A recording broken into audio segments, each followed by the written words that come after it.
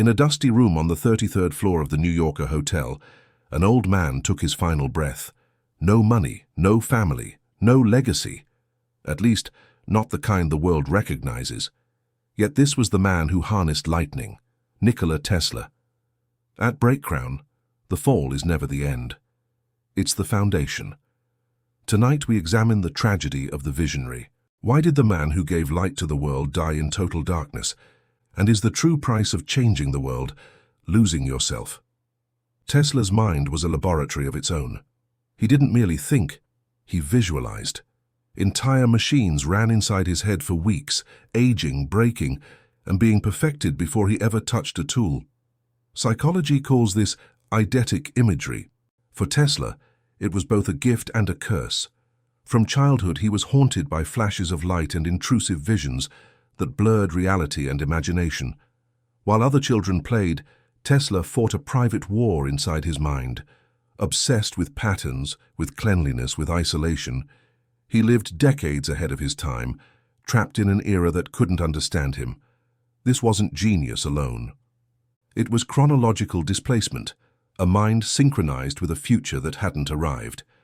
History frames Tesla versus Edison as a technological rivalry. But the deeper conflict was psychological. Edison embodied the market ego, practical, aggressive, adaptive. Tesla was the pure idealist, a creator uninterested in ownership. He believed energy should belong to humanity, not corporations. When Tesla tore up his contract with Westinghouse, worth billions by today's standards, he wasn't just giving up money. He was amputating his own survival, not because he was noble, but because he lacked the predator instinct required to survive a world built on consumption. This is where vision becomes vulnerability. His greatest ambition was the Wardenclyffe Tower, wireless energy for the entire planet, a single machine meant to dissolve borders, bills, and control.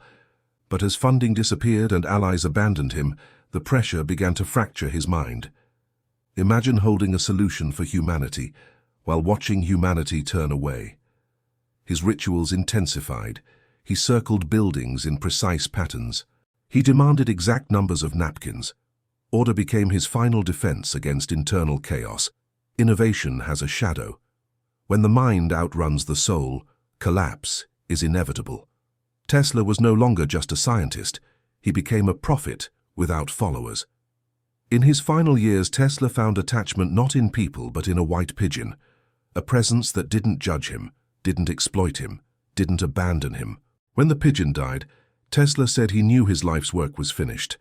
Shortly after, in 1943, he died alone. Within hours, government agents seized his papers. Even in death, they didn't want the man, only what remained of his mind. Nikola Tesla lost nearly every battle of his life.